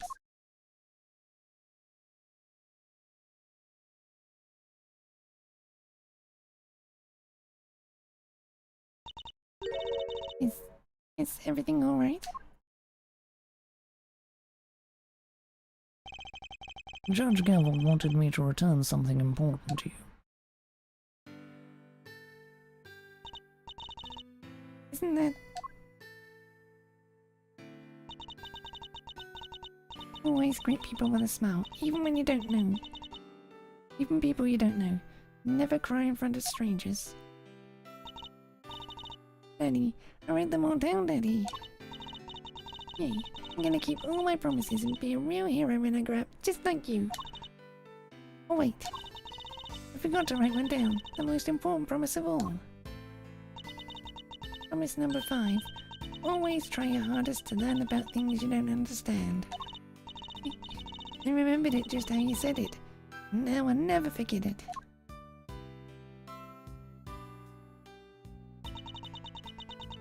Always try your hardest to learn about things you don't understand.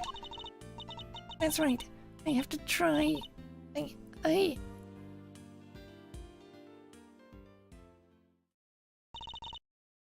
I'm Kay Faraday, the great thief who will do anything to get her hands on the truth. Second Yatagarasu and assistant to Mr. Edgeworth. Okay, is that really you? Can't say I'm a little bit embarrassed, but yeah, I'm back, and I couldn't have done it without you, Mr. Edgeworth. You never stopped helping me, even when I was totally lost and couldn't remember anything. Thank goodness. You certainly seem to be back. Hey, so this is the real you, huh? Welcome back. It's so good to know you better. I can sleep easy now. Now that you found it, don't you dare go losing that memory of yours again, young lady, you hear? Miss Needler, Dr. Hertz, thanks a lot for looking after me. And if you really are better, how about you get out of them danged hospital duds? Oh yeah, I washed all your clothes for you. Here. I thought they were with Detective Gumshoe. He handed them over to us after they came back from forensics. Did he happen to mention if forensics found anything of note? I didn't ask. Anyway, never mind that now. Put them on, Kay. I want to see. Wait, what about her bandages? Surely it's too soon to remove them. Oh, it's probably fine. She may have taken a big old bump to the head, but she wasn't really hurt otherwise. But then, why all the bandages in the first place?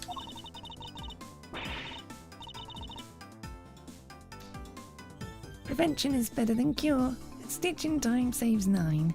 Those are just a few of my mottos. Both of which sound like painful, annoying practices for your patients. Okay, Kay, transformation time. Yeah, now this is what I'm talking about. It's like a stolen glove. That smile suits you better too. As it always did. Thanks to you too, Miss Wonkama. I'm so glad you showed up when you did. I simply came when Scruffy asked me to. I'm sure he'll be very happy to see that you're back to your old self too. Speaking of Gummy, where is he? Who knows? Perhaps the well of his devotion ran dry when a certain someone threw away his badge. Detective Gumshoe. Anyway, I have to be going, and I'll be taking those two with me. Wait, what's going to happen to them? Acting as an accomplice in a murder and forging an autopsy report 18 years ago. Their crimes can't be allowed to go unpunished. But the fact that Excelsius Winner coerced them into cooperating will of course be taken into account. Don't you worry about us, Kay. As long as Grammar and me are together, we'll be alright. Take care, Kay Faraday. Until we meet again.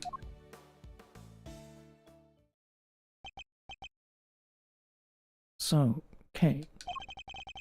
I know you only just got your memory back, but I need to ask you some questions. Sure, ask away. What happened the day you lost your memory? What were you doing? Let's see. Somebody asked me to meet them at Gourd Lake. But I didn't know who it was. And there I was, just looking up at the moon when somebody in a red raincoat started walking towards me. They must have drugged me somehow, because that's when I fell unconscious. What? Not sure I follow. He was at Gourd Lake looking up at the moon. Anyway, when I came to, I was on the roof of this building. I was in a daze and stumbled around up there when I saw the person in the red raincoat again, but they were lying on the ground. I was so surprised I stumbled backwards. And I was falling and everything went dark. When I came to the second time, I couldn't remember anything. The person in the red raincoat, in the world were they? I'm sure they were walking in midair.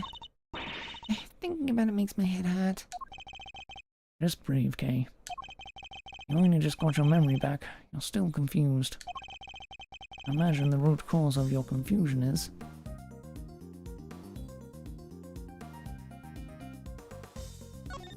Really?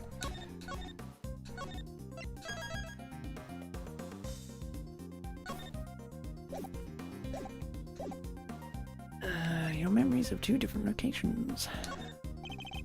I imagine things were all mixed up in your mind because you were at Gold Lake one minute and then at the top of the big building the next. Because you saw the moon in both locations, your mind blended your memories of the two together. But those are two totally different places. I went pretty out of it, but I don't think I could have gotten them confused that easily. I believe these things on the roof may have made you more likely to become confused. Take that! There are two key similarities between the scene down at by Gold Lake and here on top of the big building. Cherry blossoms and food stands. Wait, you're right. Those similarities are what caused your memories of both places to overlap. The person in the red raincoat wasn't walking in midair. They were walking towards you from across the park. But in your blurry memories, that same sight played out over the viewing platform instead. No way. Steals a great thief's memories, huh? That's just cheating. Even still, this doesn't answer the question of who attacked Kay in the park. Was it the person in the red raincoat she saw? Do you hear that? Sounds like it's coming from up in the storeroom. Come on, let's go take a look. Well, hooey! I smell another scoop in the oven. You're still here?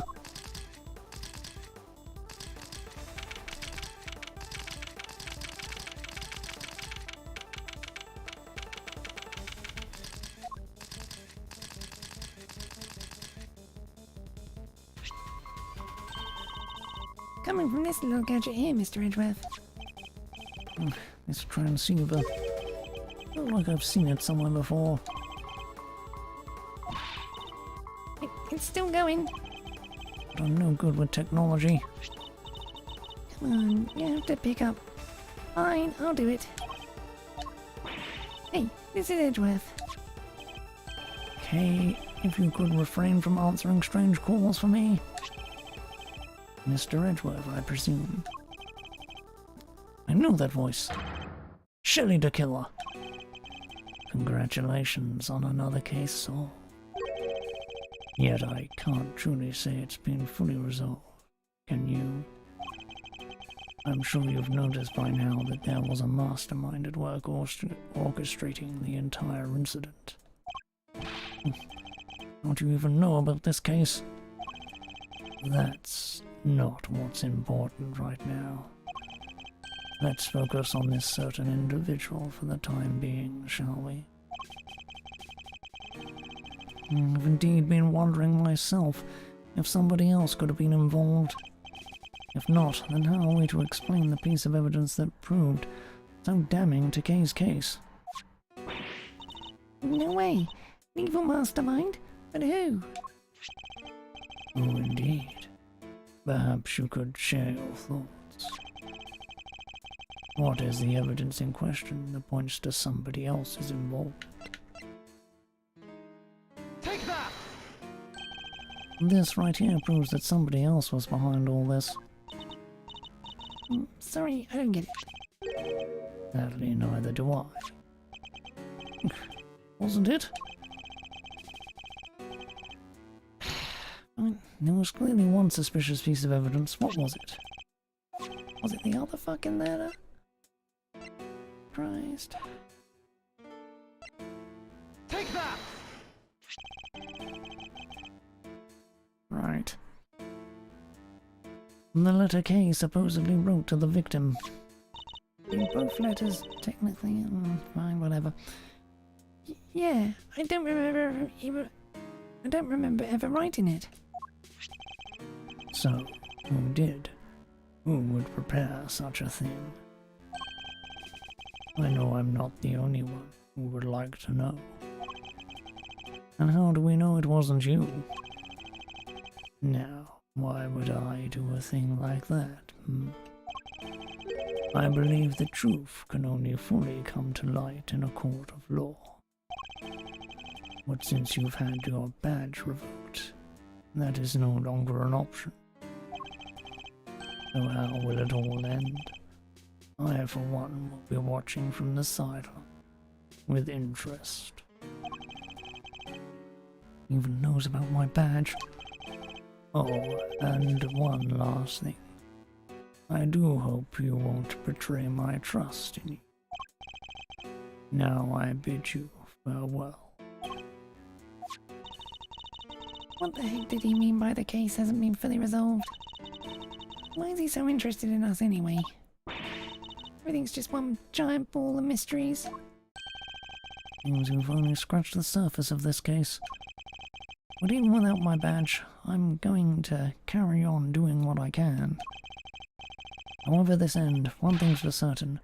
Come what may, I will expose the truth. Huh?